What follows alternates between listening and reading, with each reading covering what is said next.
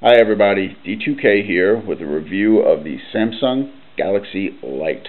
This is a relatively brand new phone. I think it's been out about a month at this point. What I love about it is it's pretty much a mini Galaxy S3 that you could actually put in your pocket. The only real differences between the two that I can see are the screen and the camera. We'll start off with the screen. Well, the S3, of course, has a beautiful HD screen that everybody loves. I will say that the standard def screen that this one includes is one of the best ones I've ever seen. It has an 800 by 480 resolution, 240 DPIs, which really isn't what anybody would consider to be very good. But the color saturation, I'm trying to get a little closer here so you can get a better idea of color. Color reproduction and saturation on this phone are excellent. There is little to no graininess that I can see anywhere. Text is very sharp, very clear. Again, for a standard def screen, it's excellent. Samsung definitely went the extra distance, so to speak, of putting in, even though they didn't want to add an HD screen to really drive the price up, they put in a very, very high quality standard definition screen. Same goes for the camera on the back.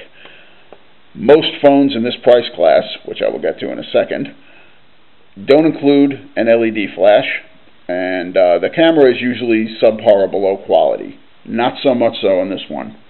This particular one, while it's only 5 megapixels, it takes excellent pictures. Let me pop up a couple, go into my gallery over here.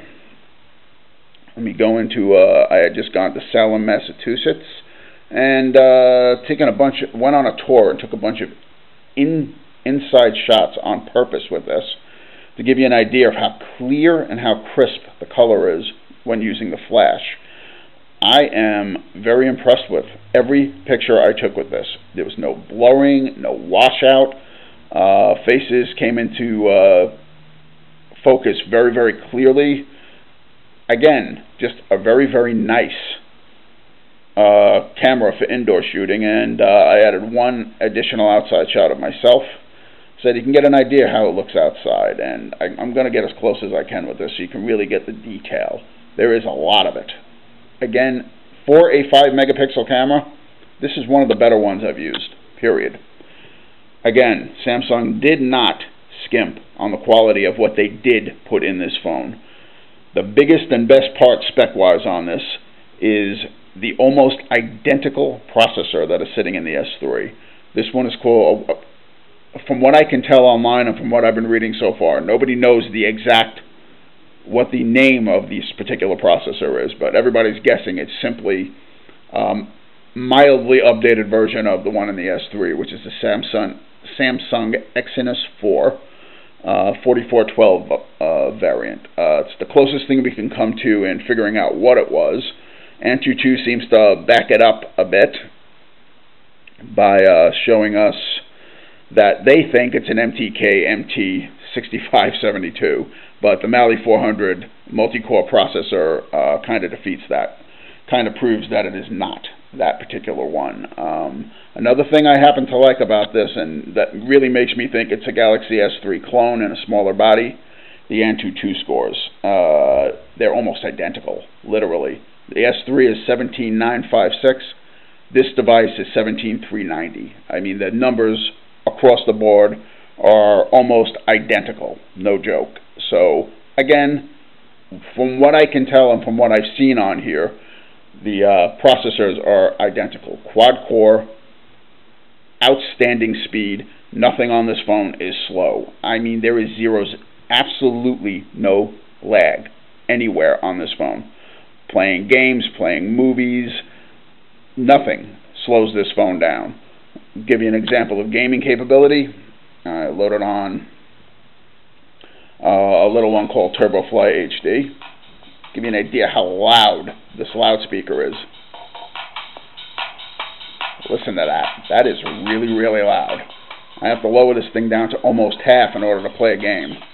I did not set this up to use the accelerometer that's built into it. Instead, I just decided to go with touching the screen in order for turning. I kind of prefer that in many race games if it's available. The G sensor on here is excellent though and works very, very well. I actually utilize it for just about every racing game out there. That's my favorite type of gaming. So I can honestly tell you, as you can see right here, it works beautifully. Smooth, got into the game in seconds. I mean, again, no lag, no slowdown. Not going to find that on any phone in this price range. Getting to that particular price, this phone's only $150. I kid you not. Technically $149. I had bought this off of HSN. Yeah, that's the Home Shopping Network. This is the best price I have seen on this phone and for this phone. T-Mobile actually has this phone on their site for $240, so that $150 price point is excellent.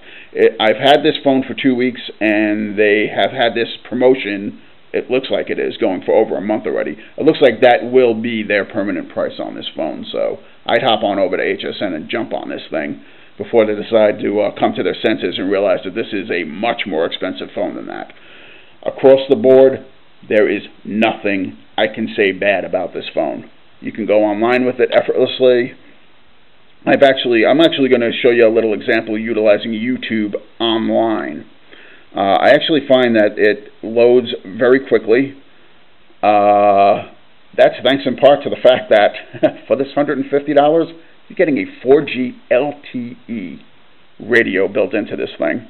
I am very, very impressed with that. I really am.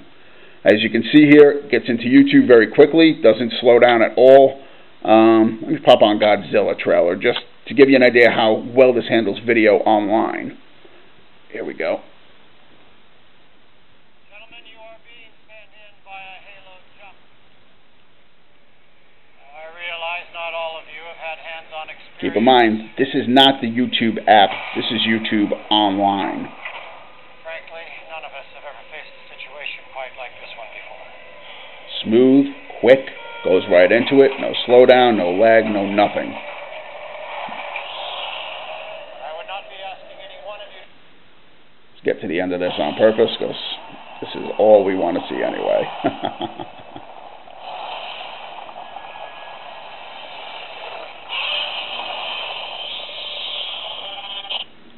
Again, that was online, folks. The app, every bit as fast, every bit as quick. But I will state very honestly, I have never had a better online experience than with this. This is my first 4G LTE phone, and all I can say is, wow. The hype definitely fits it, no questions asked. Wi-Fi also works beautifully on this. No problems whatsoever with that. Hooks up immediately, and I have ridiculous range. I've gone up to 4 rooms away from my Wi-Fi router and still have a very, very strong signal. Very smooth, very fast. That I can sum up this phone with those words. A very smooth, very fast phone for $150. You're never going to get... honestly, the inevitable comparison to the Moto G from Motorola, guaranteed, I don't think they compare. I really don't. I think this is a better phone. Simply because in the United States, 4G LTE is the standard here. 3G, it's near dinosaur level here, and 3G is as good as that phone gets. The G just doesn't go any faster than that. It might have a better screen than this, but they both have quad-core processors. They both have a lot of power going for it, and right now this phone is quite a bit cheaper. Again, don't say, oh my God, it's got a standard definition screen, I have to avoid it, I have to avoid it. This is an excellent standard def screen. There is nothing about this screen that is bad, period. Do not let the HD hype, as I like to call it, sway you from buying a great, great phone. You really will kick yourself for doing that. This is, at the very least, is worth checking out and seeing if you can. It is an off-contract phone. Comes with its own little SIM card if you want to, but I'm currently using this on contract with T-Mobile right now. Can it be unlocked? I don't know for sure. But I mean by that is I have read one review that states that it can be. That would be very nice because honestly, to have an LTE-based phone at this price point it would be nice to be able to use it on other carriers other than T-Mobile as well. So here's to hoping that works. As for a couple of other little extras that came with this, I like the fact that this thing can handle a 64 gigabyte card, microSD card. That caught me off guard because the specs on T-Mobile side as well clearly state that it only goes up to 32, yet I popped a 64 in here and it worked just fine. So that's a very nice touch add-on. But it really isn't necessary because one of the other little pluses that comes with this phone is a Dropbox account, free for 2 years, 50 gigabytes. So again, storage, not a problem with this phone. You have it, there's plenty of it, and it's out there and available for you. And it's a free plus that comes with it through Dropbox, and I like that. So you have 2 years of free 50 gigabyte cloud storage. Again, can't beat that. So what else can I say about this phone? The other two specs that really matter to me were the fact that it has a gigabyte of RAM, unlike any other phone in this particular price range, any other Android phone in this price range that's still stuck at 512. It is running the latest version of it, not the latest version of Android, but an excellent version of it nonetheless, 4.2.2. As I stated earlier, the TouchWiz interface really surprised me. It works actually very nicely on here. It's smooth, works beautifully. If you don't like it, load your own launcher. It's as simple as that. Again, just because it has TouchWiz doesn't mean you have to use it. Okay? Again, I am not a TouchWiz lover, and I really like the implementation on this phone. It looks good. It works good. It's super, super smooth.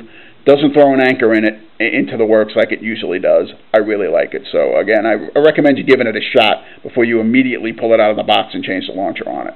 Okay? Do yourself that favor. The only other spec is it does only come with an 8 gigabytes built in, but like as I was stating a few minutes ago, that's really not a problem. 50 gigabytes free storage for 2 years, don't need it. You really don't. And like I said, you can get up to 64 gigs in here again if you don't want to rely on cloud storage. So again, drawbacks, there are none. There really aren't. For this price, you have got to be out of your mind not to consider this phone. At least get it in your hands and try it. I know for a fact with HSN, if you don't like it, I believe you have 60 days. You can send the thing back. Get this thing in your hands, try it, see for yourself. If you don't like those tremendous screen phones, simply because of their size, they're beautiful, they're great, they're fantastic, their size is ridiculous, seriously. For everyday use, this is a better phone. Fits in your pocket beautifully. If you don't like the keyboards on here, you can use whatever keyboards you want. It does have swipe, by the way. So and with my gigantic beefy fingers here, I still work it very easily. So again, unless you have abnormally large hands, I don't think you're going to have any problems with this. 4 inches is a really good sweet spot. It really is.